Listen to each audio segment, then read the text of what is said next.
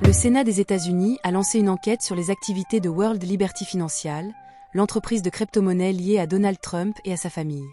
Fondée en 2024, la société a suscité des controverses en raison d'accusations de conflits d'intérêts et de transactions secrètes. Un rapport a révélé que la société aurait facilité des paiements discrets à des investisseurs étrangers, certains ayant des antécédents criminels, en échange d'accès privilégié à Trump. De plus, Justin Sun, un milliardaire chinois, a investi 30 millions de dollars dans l'entreprise peu après l'entrée en fonction de Trump en 2025, alors qu'une enquête de la SEC à son égard a été suspendue. En mai 2025, une autre controverse a éclaté après qu'une entreprise liée à l'État d'Abu Dhabi ait investi 2 milliards de dollars dans un stablecoin lancé par World Liberty, soulevant des questions éthiques sur les transactions entre le gouvernement et le secteur privé. Changpeng Zhao, cofondateur de Binance, anticipe que le prix du Bitcoin pourrait atteindre entre 500 000 et 1 million de dollars au cours de ce cycle de marché. Dans une interview récente, il a souligné l'importance des fonds négociés en bourse, notamment les ETF basés sur le Bitcoin, qui favorisent l'afflux de capitaux institutionnels dans la crypto-monnaie. Zhao a déclaré que 70% de la croissance du Bitcoin proviendrait de nouveaux capitaux institutionnels, tandis que le reste serait une redistribution des actifs cryptographiques. Il a également noté que les gouvernements, comme celui du Salvador, continuent d'accumuler du Bitcoin, ce qui valide et soutient les prix de l'actif. Zhao a commenté que l'orientation actuelle des politiques américaines sous un président favorable aux crypto-monnaies favorise également cette dynamique haussière. L'Union européenne et la France intensifient leur réglementation sur les crypto-monnaies, notamment celles qui garantissent l'anonymat.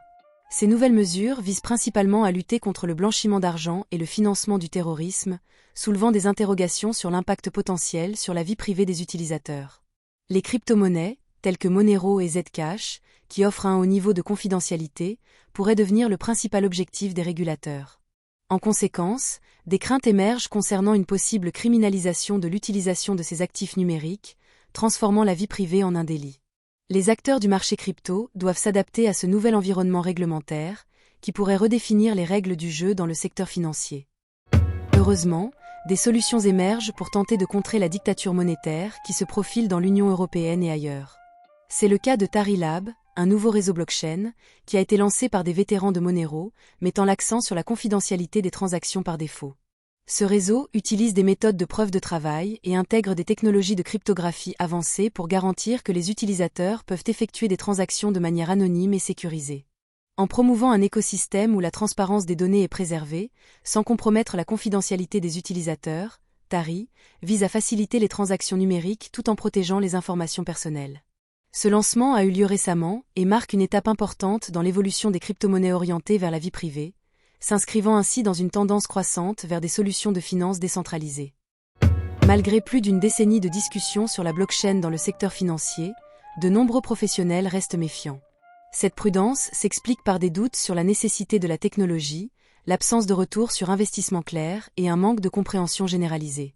Une étude de 2024 révèle que seulement 13,7% des conseillers financiers abordent les crypto-monnaies avec leurs clients, malgré l'intérêt croissant pour ces actifs.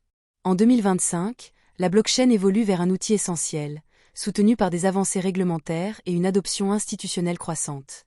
La capitalisation du marché des stablecoins approche les 240 milliards de dollars, tandis que des institutions majeures comme JP Morgan investissent dans des infrastructures basées sur la blockchain.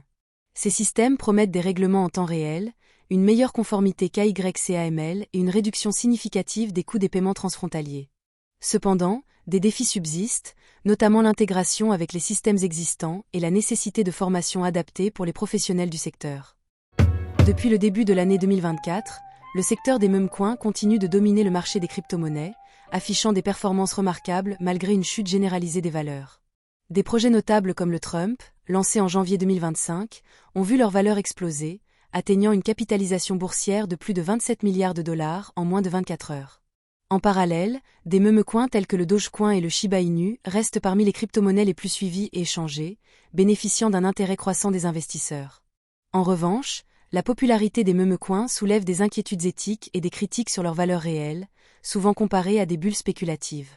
Mais malgré tout, cette niche dans le marché des crypto-monnaies prouve sa capacité de résilience et d'attraction pour de nombreux traders et spéculateurs. Le taux de combustion de Shiba Inu a connu une hausse spectaculaire de 656%, avec plus de 16 millions de tokens retirés de la circulation en seulement 24 heures. Cette flambée du taux de combustion survient alors que la crypto-monnaie SHIB lutte pour se redresser après des pertes significatives. Ce principe de combustion de tokens aide à réduire l'offre en circulation, ce qui pourrait, à terme, influencer le prix du Shiba. Cependant, cette crypto-monnaie fait face à des défis importants sur le marché, ce qui complique son rétablissement. Si vous avez du Shiba, croisez les doigts. À bientôt sur Bref de News.